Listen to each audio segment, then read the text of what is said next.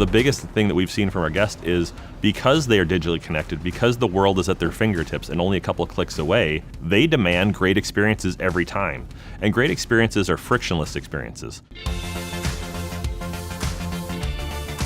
Over the last couple of years, we've seen a dramatic acceleration in the growth of not only our guests using mobile in their shopping, but certainly our digital traffic shifting from desktop to mobile. 98% of our guests are shopping digitally. 3/4 of those are starting on a mobile device. The other great insight, though, has been that we've now learned through Google Store data, about 1/3 of our guests that are clicking on a Google search ad are actually paying off in a Target store trip.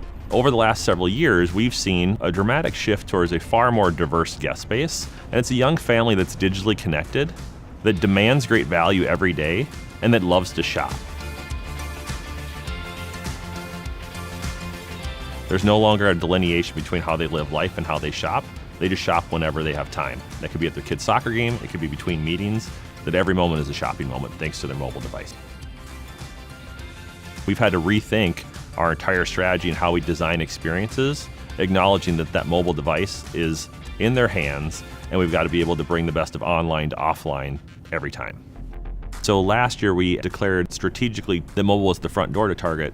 For our Target guests, they're using mobile in every facet of their shopping journey. They're using it in the pre-shop, whether that's doing product research for consumer electronics, whether that's building their shopping list or identifying which Target store that they want to go to. They're certainly using it in the store while they're shopping to find great offers available on Cartwheel, which is a mobile app that we launched a couple of years ago, where a guest has the opportunity to curate available offers that are most relevant to them. Since we launched it, it's been really well received from our guests, and we now have 13 million guests and counting that have downloaded Cartwheel, and we're excited about the future for it. As we think about mobile being the front door, we've got to think about all the infrastructure and capabilities needed to really make that a reality. And for Target.com, that meant that we can't have a separate team creating products for Target.com different from mobile. All of our products should be mobile. And so we actually re-looked at our entire organization and essentially disbanded a mobile organization and created a mobile-first Target.com organization. A few years ago, we saw for the first time that in patio, over half of our sales was coming through Target.com, dramatically faster than most categories at Target. And yet we are still thinking about our assortment in our stores from our store merchants and our online assortment from our online merchants. We weren't designing a seamless experience. And so what we did is we brought together those organizations and said, this is now the patio organization. And because this is a digital first business and has been for the last few years, will only continue to grow so, we need to reflect that. So the assortment we choose online is led by the digital team. The products we then curate into our stores is led by the digital team.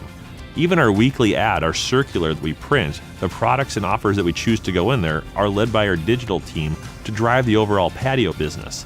It's still very early days. It shows us that the revenue is growing and certainly dramatically outpacing the stores where we've not made that experience happen. So it tells us we're on the right track. As we try to understand our guests more fully and understand how they're moving across our channels, it becomes paramount that we actually have a holistic view of each and every guest. First and foremost, we're investing heavily in building out a common view of a guest from a data perspective. One of the things that we've really discovered, much thanks to the help of Google, is the value of a guest that shops across all of our channels. That guest that shops across our channels is by far our most valuable guest, and traditionally spends about 3 times more on average than our guest who shops in one channel. So as we think about designing all of our experiences around the guest and being truly channel agnostic, we need to make sure that we're behaving that way internally as well.